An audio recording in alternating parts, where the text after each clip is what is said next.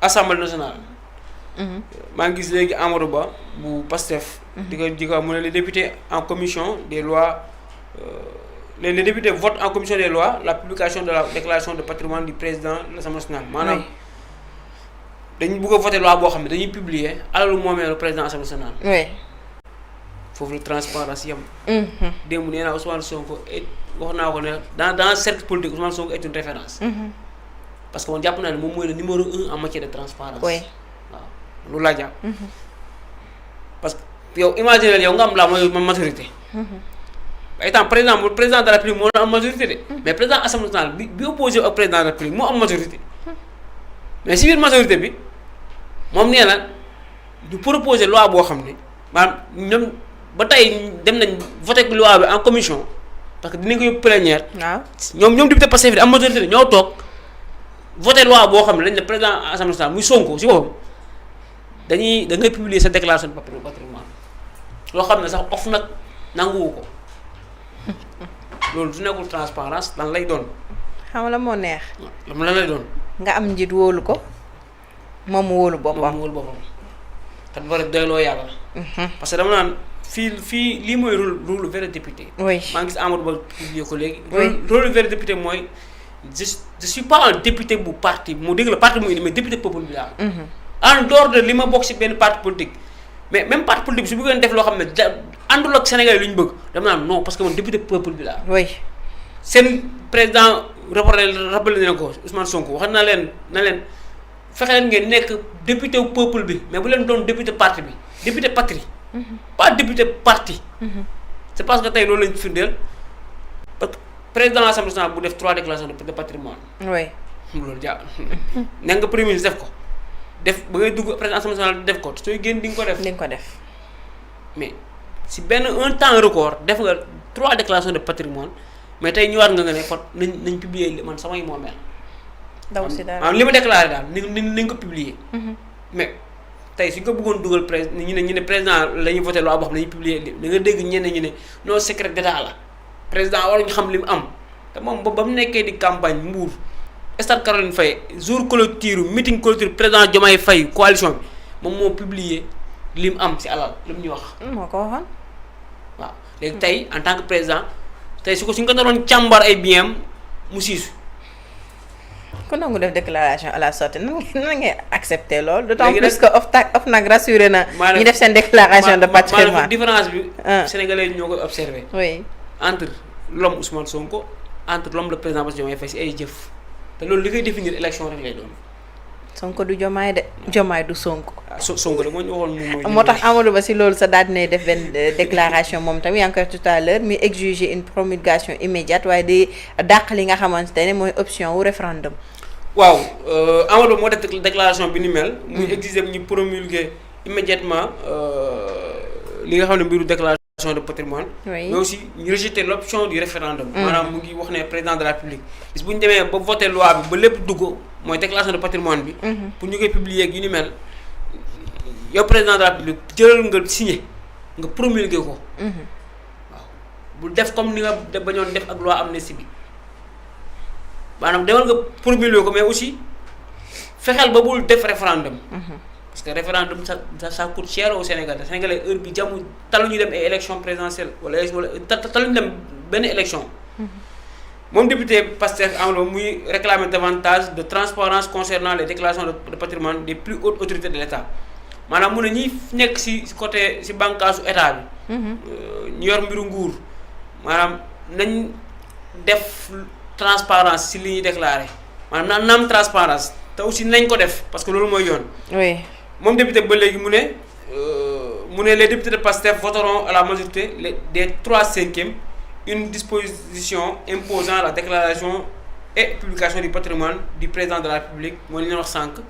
du président de l'Assemblée nationale et du Premier ministre aussi bien à leur entrée qu'à leur cessation de fonction.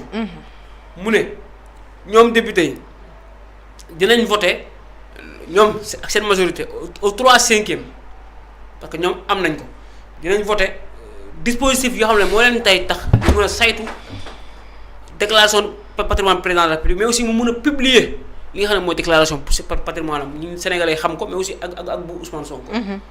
Ousmane Sonko voté nañ ko en commission mais aussi ak bu premier ministre. oui maanaam nee nañ saytu déclaration de patrimoine bu premier ministre Alamine Lo mais aussi bu président Bassirou Diomaye Faye mais aussi ak bu Ousmane Sonko bi nga xam ne voté nañ ko en commission. moom Amadou Ba mu estimé que après l'adoption de la révision constitutionnelle l'argument d'une éventuelle référendum ne doit pas être retardé ne doit pas retarder sa promulgation mu ne. maanaam jàpp na ne maanaam si wàllu révision constitutionnelle maanaam argument bi nga xam ne lañ mën a jàpp ne ñoom lañ bëgg a def référendum. oui mu ne warul tax président di retarder promulgation wu loi boobu noonu. mais aussi muy souligner qu'un référendum coûtera plus cher presque 10 milliards de francs CFA au Sénégal. donc c'est pas une nécessité. c'est à éviter. c'est à éviter. oui Sénégalais heure bi soo doon joxoon bul rocc seen poche. billaay waaw mu ne ni vote bloqué ni recours au constitutionnel ni référendum juste promulgation immédiate. loolu la wax donc moom soo attiré ay points mi wax mooy lu ñu wax sànq Amadou mu ngi exiger président de la République mu def déclaration de patrimoine boo xam ne dañ koy fësal ak publication moom premier ministre waaye aussi nee na ko référendum fexeel ba bu am mais aussi loi bu ñeel déclaration de patrimoine loi bi si boobu na nga ko promulguer donc il exige au président de la République mu jël ay dispositifs nécessaires bañ a nekk si ay calcul politique te man jàpp naa ne président de la République loolu dina ko def. parce que su nekkee moom moo fi taxaw ne jubal jubbanti transparence man sama nguur ñun xam nañ lu fi xewoon te c'est un président boo xam ne fekkee na xam na lu xew lépp maanaam sàcc yi moom moo gënoon sonal sàcc moom moo leen dàqa ci sàcc yi. moom sàcc yi moo leen dàqa ci ay discours. moom discours bi ñu doon tenir moo gënoon radical Ousmane Sonko par rapport ak mbiru transparence fii si bureau bi donc yoon la suñu wax tey déclaration de patrimoine mbiru off nag mu wax si. ñu xam. waaw ñu xam réellement lan moo xew. parce que sénégalais bëgg nañ xam maane la loolu moo xew. war nañoo xam lan moo xew exactement par rapport ak déclaration de patrimoine le fait que mu bañ ko aussi lu compliqué la lu ñu mënta comprendre la et que aussi du yomb à ce que tey jii ñu daal di koy fexe ba booster ko pour que mu daal di ko di mais Assemblée nationale mu ngi woy di amal li nga xamante ne moom mooy liggéeyam li ko règlement intérieur bi permettre ak pouvoir Assemblée nationale lu mën a def ba tey si déclaration de patrimoine ñu ngi seen ki nga xamante mooy Guy Marius Sagna moom mu évoqué li nga xamante ne mooy article 37 si ñeel déclaration de patrimoine muy rek accusé Diomaye de petite politique politicienne bi nga xamante ne le président mu ngi koy def jamono ji. waaw comme d'habitude article 37 également day jur ay coow. Guy Marius Sagna après Amadou Ba. ñu ngi accusé Diomaye de petite politique politicienne. c'est-à-dire que kàddu Guy Marius Sagna la député Pastef. député de la CEDEAO. maanaam nee na le président Diomaye maanaam seen petite politique politicienne lay def maanaam politiciens yoo xam ne daal dañuy cof comme kaña wala waa maanaam ñoom daal ay politiciens yoo xam ne daal jéggi na dayo daal. mënoo ko qualifier. ñu ne député bi a vivement critiqué l'amendement proposé par le pouvoir exécutif à la proposition de loi modifiant l'article 37 de la Constitution afin d'étendre l'obligation de la déclaration de patrimoine au président de l'Assemblée nationale et au Premier ministre. Mais selon lui, cette formulation pose un problème de cohérence puisque l'article 37 figure dans le titre 3 de la Constitution consacrée au président de la République. mu ne coowal article 37 boobu noonu warul doon coow loo xam ne président de la République da koy utiliser à des fins politiques. waaye déjà bokkoon na si li nga xam ne mooy titre 3 de la Constitution bi nga xam ne moo consacré te président de la République yenn prérogatives yi. oui. mu ne il s'interroge donc sur la pertinence d'intégrer directement des deux autres autorités. mu le président Diomaye est si désespéré faire dans la petite politique politicienne jusqu'à faire des fautes que même un étudiant en première année de droit ne ferait pas moom dafa jàpp ne président de la République am proposition bi mu wax ne dañu war a modifier l'article 37 de la Constitution. ak ay mbir yu mu fa dugal. maanaam dafa jàpp ne ay erreur la nekk erreur yoo xam ne même étudiant bi nga xam ne tey moom moo nekk di jàng étudiant boobu noonu te muy def droit étudiant boobu du def erreur yooyu. maanaam comme président saytuwul sax li nga xam ne moom la député Pastef dugal balaa muy ñëw di indi benn proposition boo xam ne dafa jàpp ne leen la si bëgg a dugal. Le député conclut en appelant à maintenir le balai révolutionnaire, affirmant que le Sénégal va être nettoyé et que l'Afrique va être nettoyée. moom nee nañ utiliser balai boo xam ne daal balai révolutionnaire bi ñu utiliser maanaam fobeere bu baax. Sénégal ñi daal di koy bale ba mu set waaye aussi Afrique ñi daal koy bale ba mu set génne taux bi génne transhumance yi génne traître yi maanaam képp ku gëmul Afrique daal képp ku gëmul souveraineté. nañ ko kaj ji. du yomb de. maanaam xam nga coow article 37. du yomb de. du yomb moom coow article 37 bi tamit à chaque fois day revenir. te day ñëw en plus dafay utiliser le mot désespéré boo xamante ne moom dafay jàpp ne rek kii di président de la République dafa nekk ci moment boo xam période stress. dafa jaaxle. président jaaxlewul ndànk sax parce que da ngay def une lecture rek. simple c'est-à-dire que dafa amoon kenn koo xam ne moo ko jege woon moom moo doon dékku problème mais instant président mooy dékku problème président bi def na presque 2 ans au pouvoir avant rupture yi am. oui mosoo dégg kenn ku ko ŋàññi. wala ku ko wax dara. maanaam amul. mosoo dégg kenn ku taxaw ne président de la République lii la def lii mais da ngay dem remarquer ne même dans ses faits et gestes. c'est-à-dire que c'est quelqu'un boo xam ne c'est le contraire par rapport ak ki taxawoon di campagne ak sénégalais ba mu génnee kaso. avec ses paroles de sagesse maanaam ak kàddu yoo xam ne dañ naan kàddu d'humilité la amoon. mais léegi da ngay sentir ne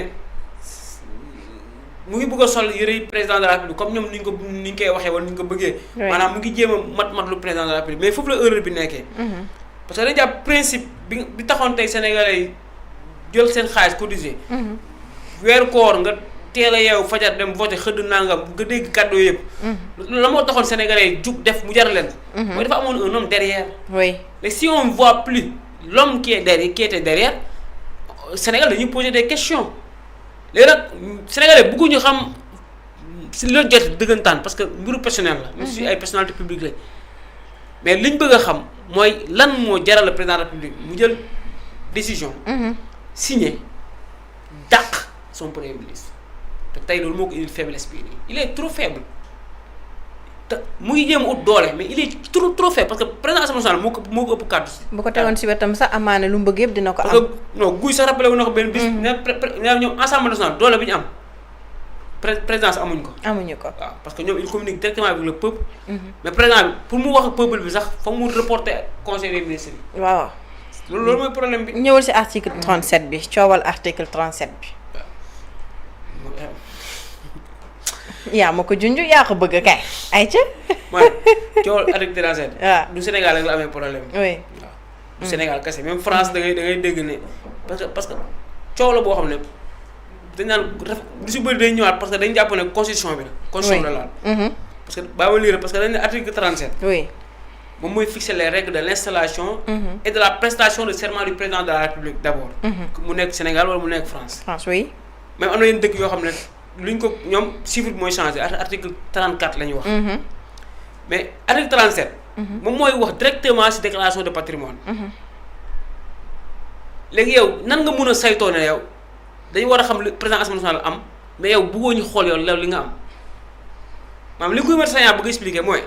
ci article 37 boobu noonu bi nga xam ne mooy nekk déclaration de patrimoine. oui moom jiite réew mi bëgg na ñu xam lan la président am mais moom bëggul ñu xam lan la am. ak ñu ko jege lool laax lu juutu sax. ba pare yor ay fondation c'est contradictoire.